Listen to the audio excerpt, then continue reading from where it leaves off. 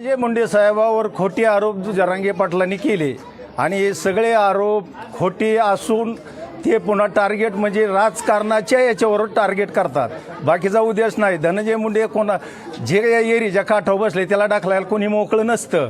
ते त्यांना राजकारण करायचे, त्यांना पुढं जायचं, ते भविष्यात मोठा नेता होणार आहे. आणि तुम्ही टार्गेट केल्याने काय तो काही बारीक नेता होऊ शकत नाही. उलटी त्याला जास्त प्रोत्साहन मिळतं तुमच्या टार्गेटमुळं. आणि धनंजय मुंडेला वारंवार जर तुम्ही टार्गेट करीत असताल तर पूर्ण ओबीसी समाज त्यांच्या पाठोमागं जास्त बहुसंख्येने उभा राहतोय. मुख्यमंत्र्यांनी सगळं मौन पाळलंय. मुख्यमंत्री याच्यावर काही बोलत नाही आणि जोपर्यंत मुख्यमंत्री बोलत नाही हे जास्त वाढतच चालणार, पण कमी होणार नाही. असं दोन्ही समाजात दुफोळी झाल्याशिवाय राहणार नाही आणि याचे परिणाम महाभारताकडे जाऊ शकतात. जसं महाभारतात घडलं, धनंजय टार्गेट करीत राहिले, समोरची पार्टी धनंजयावर टार्गेट करीत राहिले, त्याच्यामुळं देवाला कुठंतरी भूमिका घ्यावी लागली आणि धनंजयाला सावरावं लागलं आणि सावध होऊन त्याला तोंड द्यावं लागलं.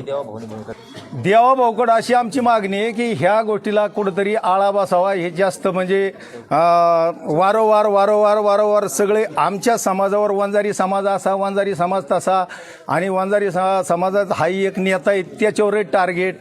म्हणजे याच्या मागचा उद्देश त्यांचा असा असावा की हे संपूर्ण आमचं राज्य तुमचंच आहे ना, सगळे नेते तुमचे, सगळं राज्य तुमचंच आणि तुम्हाला आरक्षण देणारे तुमचेच, काय आमचं कोणी नाही ना. ज्या वेळेस तुम्ही आम्हाला नमस्कार करून आमच्या नेत्याला जर तुम्ही जवळ आलात तर ते उलटी तुमच्या फायद्यात राहील, पण तुमचा तोटा होणार नाही.